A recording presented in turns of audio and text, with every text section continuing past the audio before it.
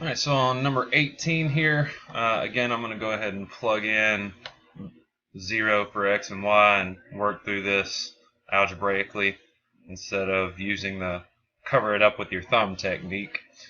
So your x-intercept here, we're going to plug in 0 for y. It's going to give me 4x is equal to 2 times 0 plus 6, or 4x is equal to 6. And then 6 over 4 would reduce to 3/2. Okay, so there is your x-intercept. Your y-intercept for number 18 is, we're going to plug in 0 for x here. Okay, so you got 0 is equal to 2y plus 6. Subtract 6 from both sides, and then divide by 2 on both sides to get your y-intercept of -3.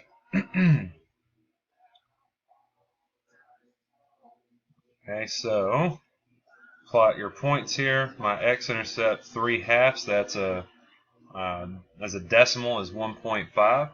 So on the x-axis, I'm going to go 1.5 and plot a point there.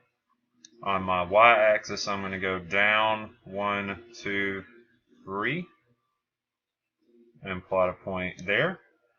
And then draw your line through your points. Alright, so that's page 35. Let's move on to page 36.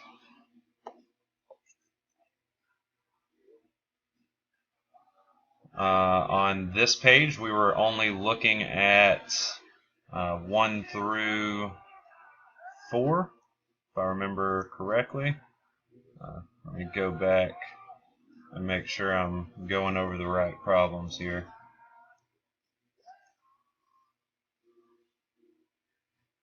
Yeah, 1 through 4 on page 36. All right.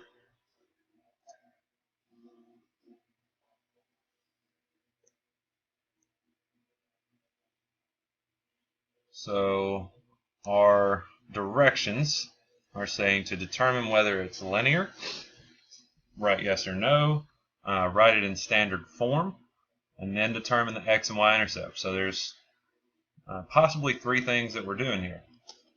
So first of all, I have to determine whether or not this can be written in standard form. That's how I decide whether or not it's a linear equation.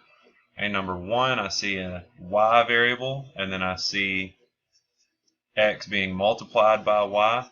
So this is going to be a no because of that term right there. I can't write this in standard form of ax plus by is equal to c because it has an xy term. So I can't do anything with that. Number 2, I see I've got multiple x's here, so the first thing I want to do is to get all my x terms on one side. I'm going to do that by adding 4x to both sides here. That's going to give me 12x minus 3y is equal to 6. And in doing that, I have put this into standard form of ax plus by is equal to c. So I kind of killed 2 birds with 1 stone there. This is linear. This is the equation written in standard form. So the last thing that I would need to do would be to find the x and y intercepts. Okay, so to find the x-intercept here, I would plug in 0 for y and have 12x minus 3 times 0 is equal to 6, leaving me with 12x equals 6, or x is equal to 1/2. For the y-intercept, I'm going to be plugging in 0 for x, so you're left with the equation -3y is equal to 6. So your y-intercept here has a value of -2. Okay, so yes, it's linear.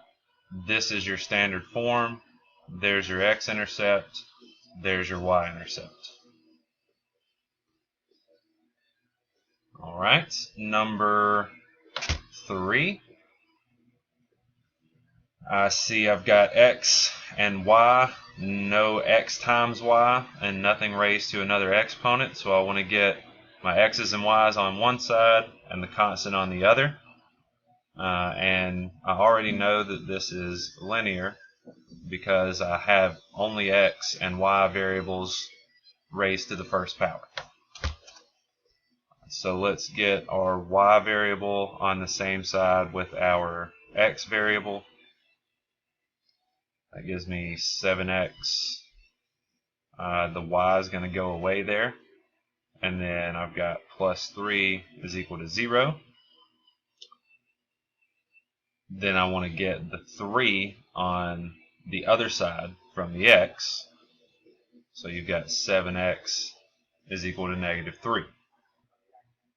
Okay, so technically what you have here, if I'm going to be writing this in standard form, is you have 7x plus 0y is equal to negative 3. If I'm going to write it in standard form, I've got to have the ax plus by is equal to c. So even though it seems a little bit tedious and maybe a little dumb really to write this 0y, you still have to if it's going to be in standard form. And this ends up being a special case, and we'll kind of talk about what kind of special case here in just a second. But to find your x-intercept, as always, plug in 0 for y here. So you've got 7x plus 0 times 0 is going to be 0, right? So basically what you end up with is just 7x equals negative 3 for an x-intercept of negative 3/7. Your y-intercept, you plug in 0 for x and solve for y. Okay, well, this is going to give me 0 plus 0 is equal to negative 3. Well, that's a false statement. So what does it mean that I plugged in something to try to find my y-intercept and I got a false statement? Okay, well, if you'll look at your equation here and think about, I don't have a y there, right? So on our workbook page 35, we saw what happens when you only have one variable or the other is that you have a horizontal or a vertical line. So what you actually end up with this equation, this 7x is equal to negative 3, okay, I can solve this out to be just x is equal to negative 3. This is the equation of a vertical line. So when I go to graph this thing, let's see what happens. I don't know what negative 3 over 7 is as a decimal. Let's see real quick so I can just kind of get an estimate. Okay, so it's about 0.42. So I'm about halfway in between 0 and 1 on the x-axis, a little less than halfway. I'm sorry, negative 3 over 7. So I'd be halfway in between 0 and negative 1. And my x value always has a value of that negative 3/7. So I'm going to have a vertical line right there. So where does that line cross the y-axis? It does not.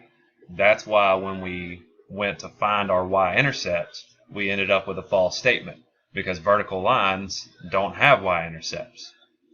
Okay? Same thing would be true if you had a horizontal line. When you went to find your x-intercept, let's say if I graph something that looked like this blue line, well, when I go to find my x-intercept here, I'm going to end up with a false statement because a horizontal line is not going to intersect the x-axis unless that horizontal line lays on top of the x-axis itself. Okay? Right. So number 5 here, number 4. We've got x and y and a constant. So yes, I do have a linear equation. but I need to rearrange this here, get my 3x on the left, get my 5 on the right.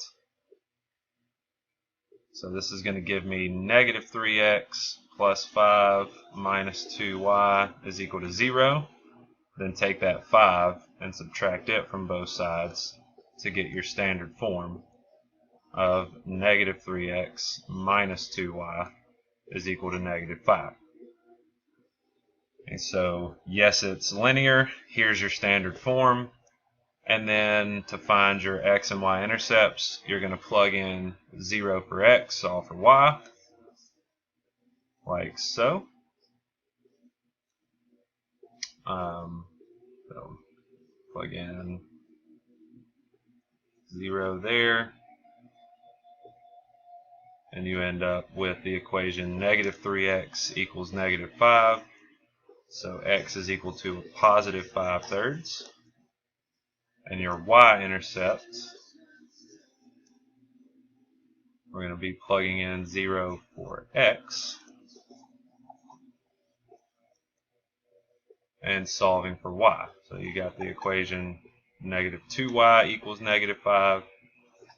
Y-intercept is a positive 5/2. Okay?